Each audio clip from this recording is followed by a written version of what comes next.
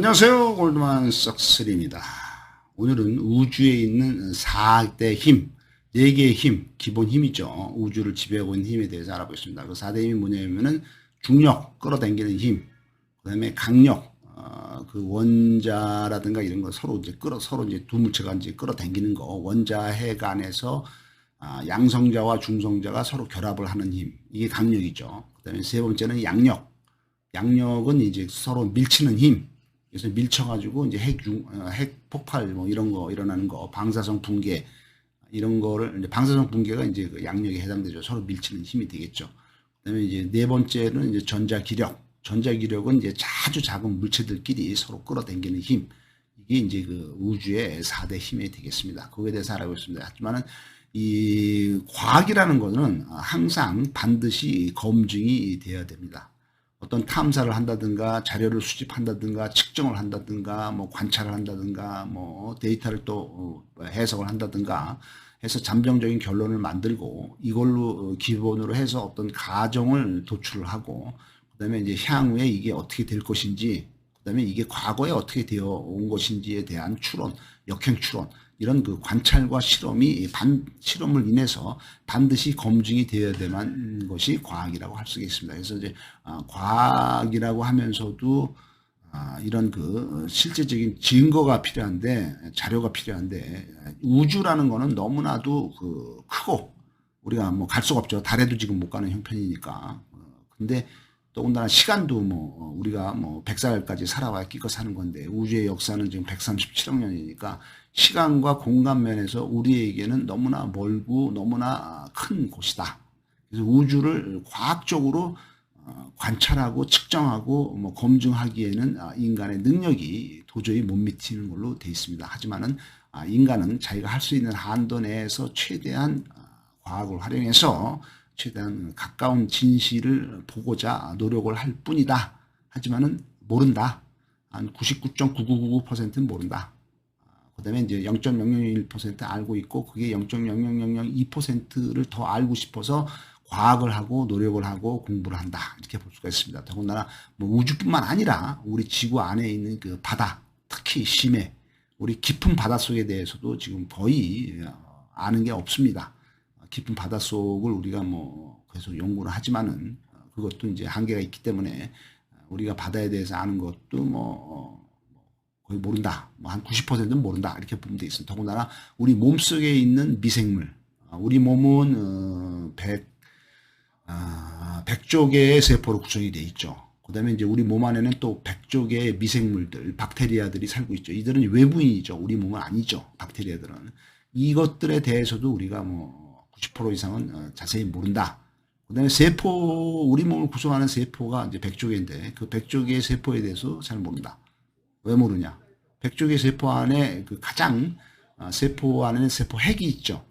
세포 핵 안에 우리가 그 DNA 정보를 보관하고 있죠. 그 염색체 안에 DNA 정보를 보관하고 있는데 이 염색체의 그 쌍을 볼 것 같으면은 염색체는 뭐 저기로 구성이 돼 있죠. 뉴클레오티드 4종으로. 그래서 뭐 아민, 티아닌, 시토신, 구아닌 뭐 이렇게 네 개로 A, T, C, G 이렇게 네 개로 그 염색체가 구성이 돼 있는데 이 중에 이 염색체를 볼 경우에도 염색체가 그 DNA 정보를 담고 있는데 그 염색체가 길이가 예를 들어서 10cm라면은 10cm가 다 DNA 정보를 담고 있는 게 아니라 그 중에 아주 일부 한 1cm 정도만 DNA 정보를 담고 있고 나머지 90% 정도는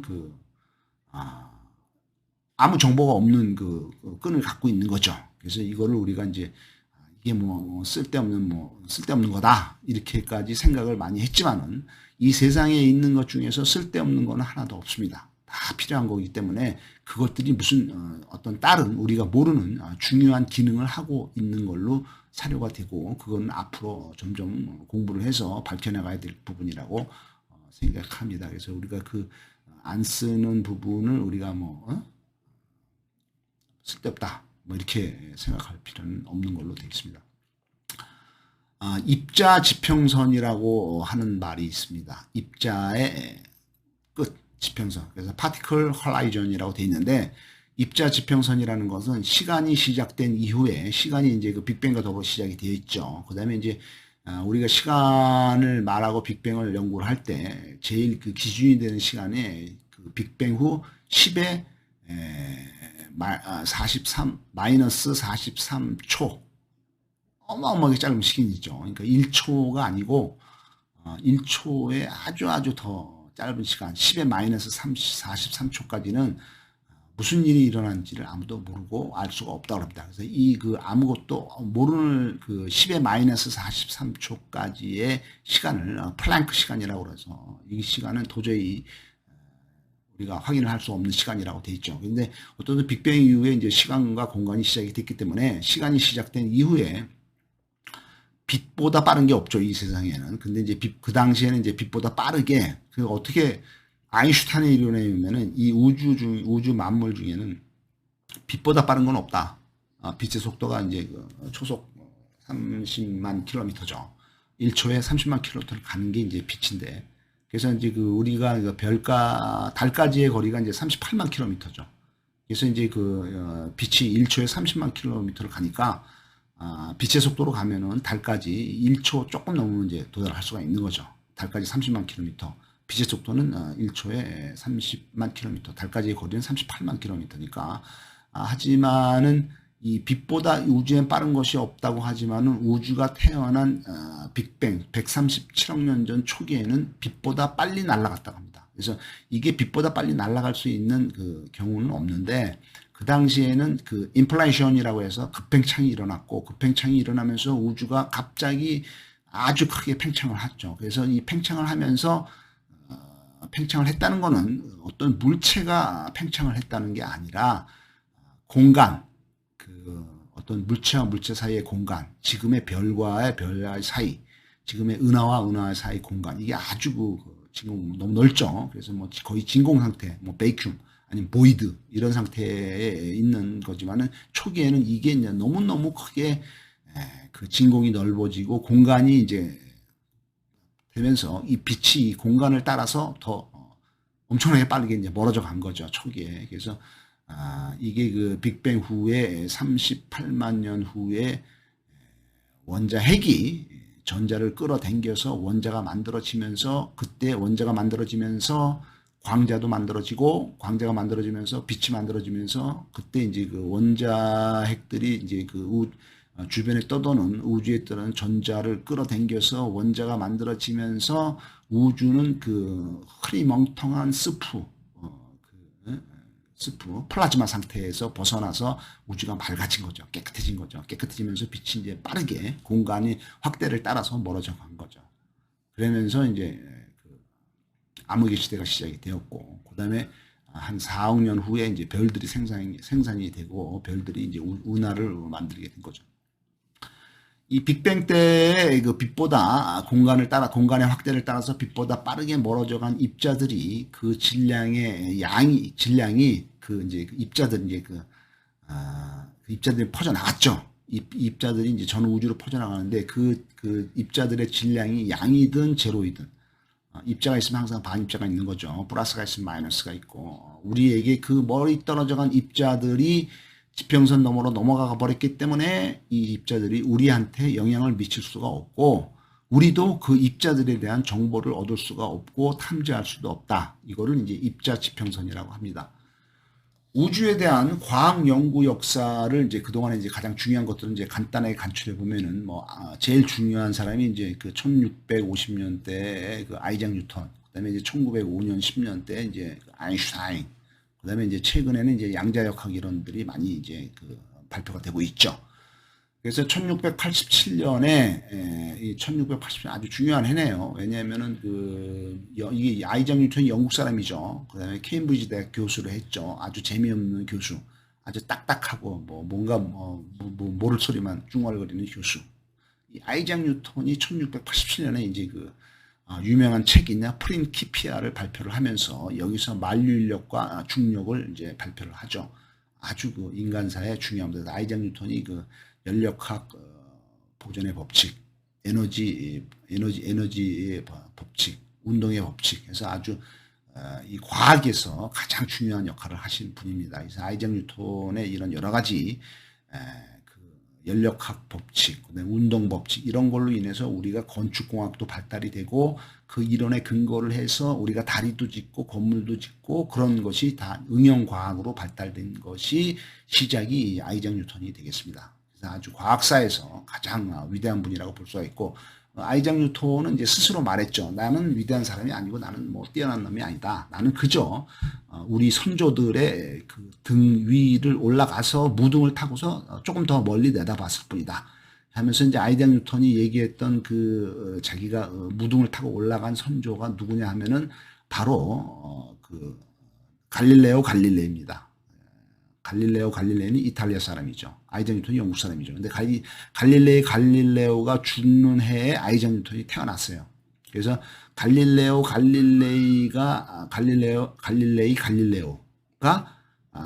그 태양은 지구가 태양 주위를 돈다. 그다음에 이제 목성에 이제 위성 4개도 발견했죠. 뭐 타이탄이라든가 이런 것도 만원경을 통해서 발견해서 그래서 갈릴레오가 아주 또 유명한 사람이고 그다음에 아이작 뉴턴 유명하고 그다음에 이제 1870년대에 그 이제 그 우리 진화론을 주장한 찰스 다윈 이 사람도 아주 위대한 사람이고 그다음에 1905년대에 이제 특히 또 이제 아인슈타인 뭐 다 아시죠. 유명하고 그다음에 이제 최근에 이제 또 과학자들이 많죠. 1687년에 이제 그 아이작 뉴턴이 프린키피아에서 만류인력과 중력을 발견했는데 이게 어떤 해냐면 1688년에 뉴턴이 살던 영국에서 명예혁명이 일어났어요. 그래서 명예혁명이 일어나서 영국이 이제 그 의회 민주주의 정치를 시작을 하게 된 해, 아주 기념비적인 해가 됐어요. 세계의 3대 시민혁명이라고 할 것 같으면은 1688년에 영국에 있는 명예혁명, 그 다음에 이제 1776년에 미국의 독립전쟁, 그 다음에 1789년에 프랑스의 대혁명, 뭐 이 세 개가 되겠죠. 그래서 이게 민주화로 넘어가는 과정이고, 예, 그 중세의 전체적인 봉건주의 제도에서 새로운 근대의 어떤 그 자본주의 사회, 자본가의 사회로 넘어가는 시점이 되겠습니다. 그러니까 아이작 뉴턴이 이 그 유명한 프린키피아를 발견을 했을 때는 명예혁명이 일어났을 때다. 명예혁명은 뭐냐? 명예혁명은 그 당시에 영국의 왕인 제임스 2세가 카톨릭을 아주 신봉을 하면서 종교에 맹신을 하면서 일반 그 개신교, 기독교를 박해를 하면서 더군다나 자신은 왕인데 왕이라는 거는 하나님이 준 권리다. 그래서 왕권 신수설을 주장을 하면서 의회를 탄압을 했죠. 그래서 이때 이런 혼돈 상황을 그들 이제 시민들의 의식이 이제 많이 이제 깨우쳤기 때문에 이제 그 혁명이 일어날 수 있었던 거죠. 이때 그 네덜란드에 가 있던 영국계 혈통, 왕손의 혈통인 윌리엄 3세인가? 윌리엄 3세가 군대를 이끌고 네덜란드에서 망명하에 있다가 군대를 이끌고 영국으로 들어온 거죠. 영국에 들어왔는데 이제 그때 끌고 온 군대가 뭐 배가 한 400척. 네덜란드가 또 이제 배가 강하죠. 해상국가고. 그다음에 이제 그 병사들 한 6만 명을 데리고 영국에 들어왔어요. 그 왕을 뺏으려고. 그러니까 제임스 2세가 이제 반격을 하려고 했지만은 그 당시에 이미 그 민심이 여론이 이미 그 제임스 2세한테 떠나가 있었고 더군다나 그 귀족들이 전부 다 이 그 네덜란드에서 온 그 다른 그 왕의 혈통, 이 윌리엄 3세를 다 지지를 했기 때문에 결국에는 그 싸움을 하지 않고 제임스 2세가 물러났죠. 제임스 2세가 물러나니까 이제 피를 안 보고 혁명을 이뤘다. 그래서 이게 명예혁명이 된 거죠. 이게 1688년 뉴턴이 프린키피아 발행할 때하고 같은 해가 되겠습니다. 동시대 사람이라고 볼 수 있죠. 나라 같지만 뭐 정신없이 이런 무질서. 그래서 이제 이제 윌리엄이가 이제 그 영국 왕이 되고, 그 다음에 이제 그 제임스 2세는 물러나고, 그 다음에 이제 1689년 그 다음에는 권리장전이 발표가 되죠. 그 권리장전은 이제 의회가 모든 그 세금이라든가 군대 가는 거 이런 거에 대해서 의회에서 결정을 해야 된다. 왕은 따라야 된다. 이런 그 의회 민주주의의 발전을 이제 영국이 이룬 거죠. 그랬기 때문에 이제 민주주의를 이뤘기 때문에 영국이 그거를 기반으로 해서 그다음에 이제 빅토리아 여왕이라든가 뭐 하면서 영국이 아주 엘리자베스 뭐 여왕 이런 때를 거치면서 영국이 전 세계를 지배를 할 수 있는 강력한 힘을 가질 수 있는 국가가 될 수 있었던 기본이 된 것이 민주주의의 발전이다. 그 민주주의의 발전이 1688년에 명예혁명이다. 이때 뉴턴이 프린키피아를 발표를 했다. 이렇게 되겠습니다. 그 다음에 한 100년이 지난 후에 1747년에 윌리엄 왓슨이라는 사람이 이 전류를 발견을 합니다. 그래서 우리가 지금 가장 잘 쓰고 있는 거 전류, 전압, 그다음에 이제 전자기 이런 것도 이제 전류가 처음에 발견이 되고 그로부터 또 한 60년, 80년이 지난 후에 1800년대에 들어와서 그러니까 100년대가 넘어가서 1600년대, 1700년대, 1800년대에 들어오면서는 한스 웨르스테드라는 사람이 전류가 자기장을 만든다는 것을 발견을 합니다. 그래서 전기력이 바로 자기력이다. 이거를 발견한 게 이제 1800년대 초 한스 웨르스테드라는 사람이 발견했습니다. 그 다음에 이제 유명한 마이클 패러데이의 법칙이 있죠. 패러데이가 1830년, 한 10년이 지난 후에 패러데이가 이 자기장을 변화시켜서 전류를 만들어내게 되겠습니다. 그 다음에 또 한 20년이 지나서 1856년에 맥스웰이 전자기장 이론을 발견을 합니다. 빛이 전기적 특성도 같지만은 자기적 특성을 갖는다. 이걸로 이제 그 맥스웰이 발견한 거니까 이제 점점 속도가 빨라지죠. 전에는 한 100년 걸렸던 어떤 기술 발달이 뭐 20년, 30년 만에 되고, 그 다음에 또 뭐 10년 만에 또 나오고 뭐 이렇게 되는 걸로 이제 그 당시에 1800년대에서 혁혁한 과학적인 성과들이 많이 발견이 되겠습니다. 그 다음에 1900년대에 들어오면서는 1930년에 이제 중성자가 발견이 되고 1935년에 유카와 히데키라는 사람이 핵자간의 힘인 보손을 발견을 하게 되겠습니다. 이건 매개하는 힘이죠. 핵자 간에 이제 교환을 해줍니다. 이는 질량을 가진 입자 간의 교환을 유도를 하는 것이 이제 보손이 되겠습니다. 그래서 보손에는 이제 W 보손, 뭐 Z 보손, 뭐 이런 여러 가지 또 보손의 종류들이 있죠. 그 다음에 이제 그 강력, 서로 합해지는 거, 그러니까 서로 합해지는데 들어가는 힘이 이제 강력인데, 이 강력의 이제 중개 입자가 뭐냐면 글루온이죠. 글루온이라는 입자들이 또 그 여러 가지 활동을 하면서 그 물체를 이제 서로 이제 묶어주는 건데, 그다음에 이제 양력은 이제 서로 이제 청력이죠. 이제 서로 이제 그 헤어지게 하는 건데, 이거를 하는 거에도 이제 그 4개 입자가 있다. 그 4개 입자가 이제 W 보손이 있고 Z 보손이 있다. W 보손은 이제 플러스 마이너스 양전화와 음전화의 W 보손도 있지만은 Z 보손은 이제 그 전화가 없다. 뭐 이런 걸로 되어 있습니다. 아무튼 이런 보손이라든가 글루온들이 입자 간의 교환을 유도하는 유도 입자라고 4개 입자라고 되어 있습니다. 1956년에 중국 사람인 양첸닝과 리칭따오가 양력을 발견하게 됩니다. 양력은 방사성 붕괴의 한 유형이 되겠습니다. 불안정한 원자 핵이 입자나 전기적 파동의 형태로 방사선을 유출을 하면서 에너지를 잃어가는 방사성 붕괴를 유도하는 것이 바로 양력이 되겠습니다. 1970년에 기본 입자인 코크를 발견하게 되겠습니다. 이 코크를 발견한 게 돼요. 원자가 있으면은 원자 안에는 원자 핵이 있죠. 그다음에 전자가 있죠. 근데 원자 핵 안에는 또 양성자와 중성자가 있는데, 이 양성자 하나당 업 코크 2개, 다운 코크 1개. 그래서 3개의 코크로 구성이 되어 있다. 양성자는. 그다음에 중성자는 반대로 업 코크 1개, 다운 코크 2개. 요거 3개의 코크로 구성이 되어 있다. 그래서 플러스 마이너스 뭐 해가지고 이제 양성자는 이제 업 코크가 2개고 다운 코크가 하나니까 뭐 전화가 이제 플러스가 된다. 그다음에 이제 뭐 이런 식으로 이제 그 정리가 되겠죠. 그래서 코크를 발견을 하고 이제 최근에는 이제 코크를 구성하는 또 히그스까지 발견이 되겠습니다. 자연계의 기본 힘인 입자 간의 상호작용을 하는 이 강력도 1970년대 말에 발견이 되겠습니다. 그러면 이제 그 4가지 힘 중에서 중력이 뭐냐? 중력은 서로 상호작용을 하는 거죠. 영어로는 글래비티라고 하는데, 질량을 가진 모든 입자들 간에 일어나는 즉각적인 상호작용의 힘이라고 볼 수 있습니다. 일반 보편적인 힘으로서 범위는 무한대이고 항상 끌어당기는 걸로 되어 있습니다. 이 중력의 법칙을 볼 것 같으면 F는 G 곱하기 M1 곱하기 M2 나누기 R2 이렇게 되어 있습니다. 그래서 중력이라는 것은 보편상수, 이 보편상수는 매우 적기 때문에 좀 무시해도 될 것 같습니다. 뉴턴의 중력상수라고 하는데, 이거에다가 곱하기 M1, M2를 곱해라고 되어 있습니다. M1, M2는 이제 서로 다른 두 물체의 질량입니다. 그래서 A라는 물체의 질량과 B라는 물체의 질량을 곱해서 그거를 두 물체 사이의 거리의 제곱으로 나눈 다음에 거기다가 이제 뉴턴의 중력 상수를 곱하면은 중력치가 나오게 되어 있습니다. 하지만은 중력은 뉴턴이 이렇게 발견을 했지만은 1905년에 아인슈타인이 이제 특수 상대성 이론, 1915년에 일반 상대성 이론을 발표를 하면서 일반 상대성 이론에서 중력은 질량에 의해서 시공간이 휘게 된다 이렇게 밝혔습니다. 그다음에 중력은 뉴턴이 말하듯이 즉각적으로 발생하는 것도 아니다 이렇게 하면서 이제 반박을 하게 되겠습니다.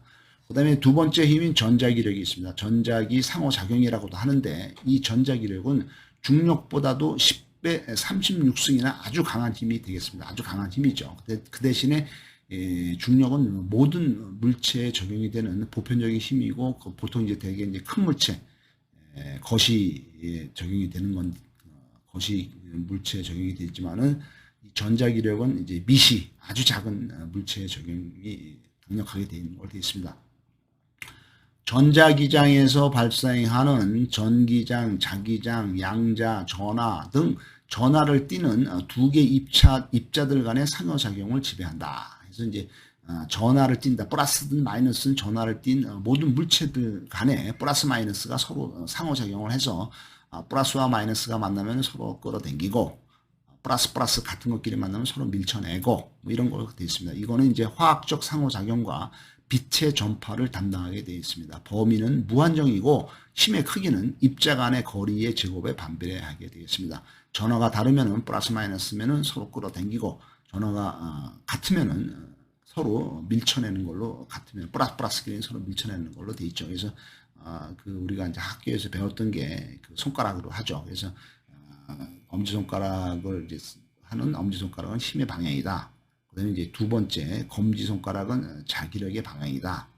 그 다음에 이제 세 번째, 이제 제일 긴 손가락은 이제 전류의 방향이다. 이렇게 이제 학교에서 배워서 전류가 흘릴 때 자력은 어느 쪽으로 흐르는지, 힘은 어느 쪽으로 발생이 되는지를 배우는 가장 기본적인 공식이 되겠습니다. 그래서 이 전자기력이 뭐냐면은 예를 들어서 간단하게 이제 볼 수 있으면 우리 벽에 파리가 붙어 있죠. 벽에.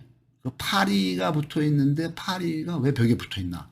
중력의 작용에 의하면은 파리는 밑으로 떨어져야죠. 근데 왜 안 떨어지고 벽에 붙어 있나? 그거는 전자기력 때문에 그런 겁니다. 그래서 중력보다도 전자기력이 더 세기 때문에 파리는 중력의 힘을 이기고 전자기력의 힘에서 자기의 어떤 그 플러스의 전하와 예를 들어서 벽이라는 그 마이너스 전하 이게 이제 서로 이제 그 상호작용을 하면서 조그만 물질에 전자기력이 작용을 하면서 중력보다 더 강한 힘으로 벽에 붙어 있을 수가 있는 것이 전자기력 때문이라고 볼 수 있습니다.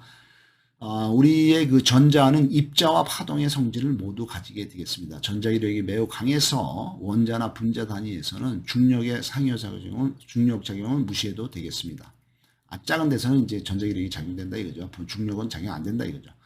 큰 물체는 중력이 우선 적용되고 작은 물체는 전자기력이 우선 적용되게 되겠습니다. 건물에서 추락할 때 중력이 작용을 합니다. 그래서 막 떨어지죠. 떨어지다가 땅에 우리가 부딪힐 때 땅의 바깥쪽에 있는 전자와 음의 전자와 그다음에 이제 떨어지는 물체 바깥쪽에 있는 음의 전자가 서로冲력이 발생이 돼서 서로 밀쳐내기 때문에 떨어지는 물체는 땅에 닿자마자 산산조각이 나서 죽는다는 것입니다. 그 다음에 강력이 무엇이냐? 강력은 강한 상호작용을 얘기했습니다. 이거는 모든 서로 이제 그 결합을 시키는 거죠. 그래서 모든 물체의 안전성을 유도를 하게 됩니다. 양성자와 중성자를 결합을 시켜서 양의 전하의 값을 갖는 원자핵을 만들게 되겠습니다. 양성자의 정기적인 척력을 극복을 하고 척력을 이제 안에 묶어주는 거죠. 이 강력은 이 그 전자기력보다도 100배나 더 강하게 되어 있습니다. 쿼크 사이에서 질량이 없는 메신저 입자 매개 입자인 글루온이 교환이 되면서 이 강력이 적용이 되겠습니다. 그다음에 이제 양력이 있죠. 약한 상호작용인 양력을 볼 것 같으면 전자기력보다도 몇백 배 약한 힘으로 아주 약한 거죠. 제일 물질의 기본 입자 간에 작용하는 근본적인 힘이 되겠습니다. 방사성 붕괴를 통해서 입자를 다른 입자로 변환시키게 되겠습니다. 전자와 양성자가 중성자와 중성미자로 변하게 되겠습니다. 양력에 의해서 이제 변한다는 거죠. 그러니까 양성자라든가 전자 등이 양력에 의해서 중성자라든가 중성미자로 변하고 핵 연쇄 반응을 일으키게 되겠습니다. 전하를 띠는 W+, W-, 중성인 Z, 보선 등의 메신저 입자들의 교환으로 발생하는 힘이 양력이 되겠습니다. 그래서 우주의 4개의 힘은 중력, 전자기력, 강력, 양력 이렇게 4개가 되겠습니다. 감사합니다.